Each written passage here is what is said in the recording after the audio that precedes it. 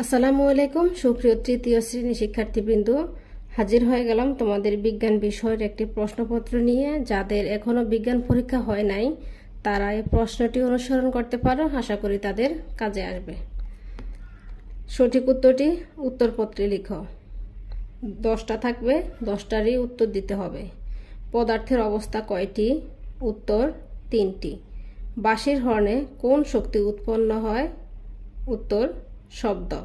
নিচের কোন বলের প্রভাবে গাছ থেকে ফল ভূপৃষ্ঠে পড়ে? উত্তর মহাকর্ষ বল।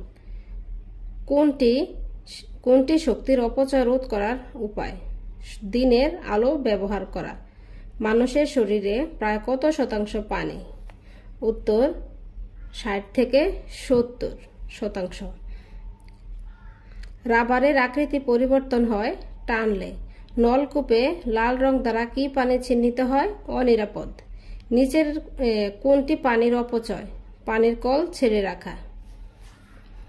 তারপর হচ্ছে প্রতিদিন কি পরিমাণ পানি পান করা উচিত? উত্তর 5 থেকে 6 গ্লাস। 10 কোনটি তরল পদার্থের বৈশিষ্ট্য নয়? উত্তর নির্দিষ্ট আকার আছে। 2 নঙে আছে সঠিক শব্দ দিয়ে শূন্যস্থান পূরণ করো।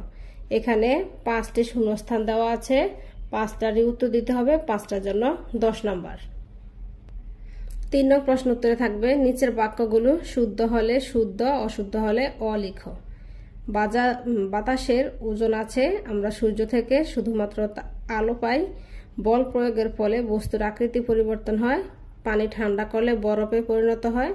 তাপ, বিদ্যুৎ ও আলো এক প্রকার শক্তি। প্রথম 2টা হচ্ছে অশুদ্ধ, বাকি 3টা হচ্ছে শুদ্ধ।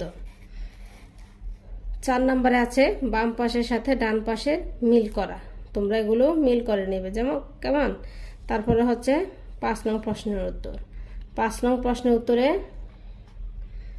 12টা প্রশ্ন দেওয়া থাকবে, যে কোনো 10টার উত্তর দিতে হবে। যে 10টা ভালো পারবে সেই 10টারই উত্তর দিবে। আমি আর পড়ে শোনাচ্ছি না, তোমরা একটু মনোযোগ সহকারে দেখে নাও।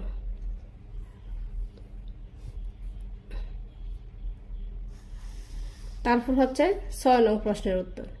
6 নং প্রশ্নের উত্তরে 6টা দেওয়া থাকবে, যে 4টা সবচাইতে ভালো পারবে সে 4টারই উত্তর দিতে হবে। 1 নম্বরে আছে শক্তি কি?